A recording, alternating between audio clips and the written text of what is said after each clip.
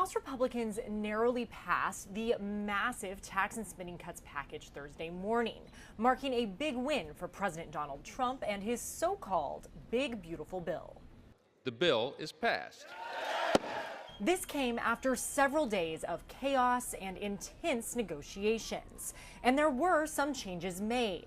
Prior to the vote, House Republicans unveiled a slate of changes to the bill in an effort to win over holdouts in the party. Those changes included implementing new work requirements for Medicaid earlier and phasing out Biden-era energy tax credits sooner than originally planned, among other provisions. Now, all eyes turn to the Senate. Here's House Speaker Mike Johnson's message to Republicans in that chamber. I encourage them to remember that we have a very delicate equilibrium that we reached on here. A lot of work went into this to find exactly the right balance. And you all saw how perilous that was over the last week as it developed. And I encourage our Senate colleagues to think of this as a one-team effort. This massive piece of legislation addresses several of Trump's campaign promises, such as extending his 2017 tax breaks and eliminating taxes at least until 2028 on tips and overtime pay. It also devotes billions to border security, allowing for a major crackdown on immigration. Now, how much of the House's version will survive the Senate GOP is unclear, but they are under a lot of pressure to move quickly. The stated goal is to get this bill to the president's desk for a signature by July 4th. Reporting at the White House, I'm Julia Benbrook. The $4 trillion budget measure is packed with a number of President Trump's campaign promises, but some of the holdouts within his own party question whether his pep talk on Tuesday brought it any closer to reality. President Trump's second-term domestic priorities are rolled up in what he calls a big, beautiful bill.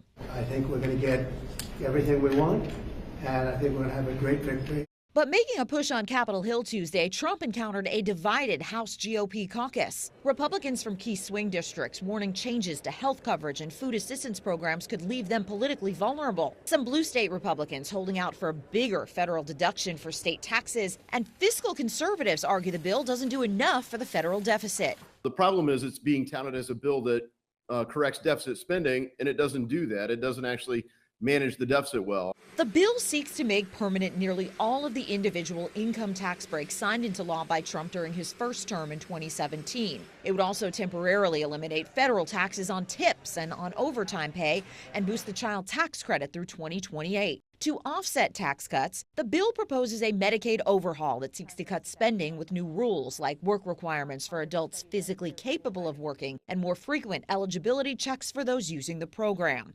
The bill also calls for more food stamp recipients to work to qualify for benefits and shifts some of the program's costs to states starting in 2028.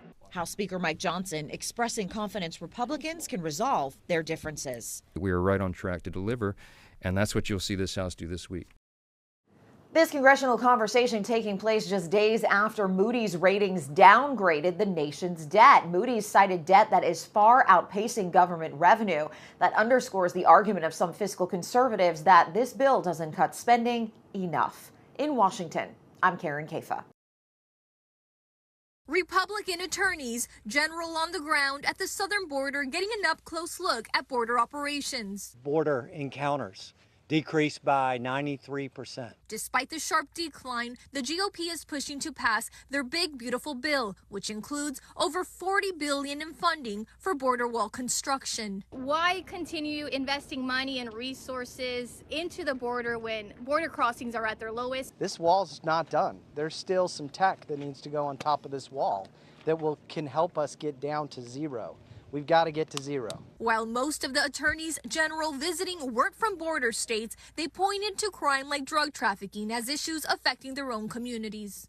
You know, Alabama's not a border state, but we're impacted by an insecure border. Kansas Attorney General Chris KABB called for greater collaboration between local and federal agencies, highlighting that law enforcement agencies in 13 different states have now signed agreements with ICE. Probably the biggest force multiplier for ICE is state and local law enforcement through Section 287G agreements to coordinate and work with sheriff's deputies and others in helping ICE enforce in the interior of the country. It's collaboration that some Arizona law enforcement agencies would like to see more of.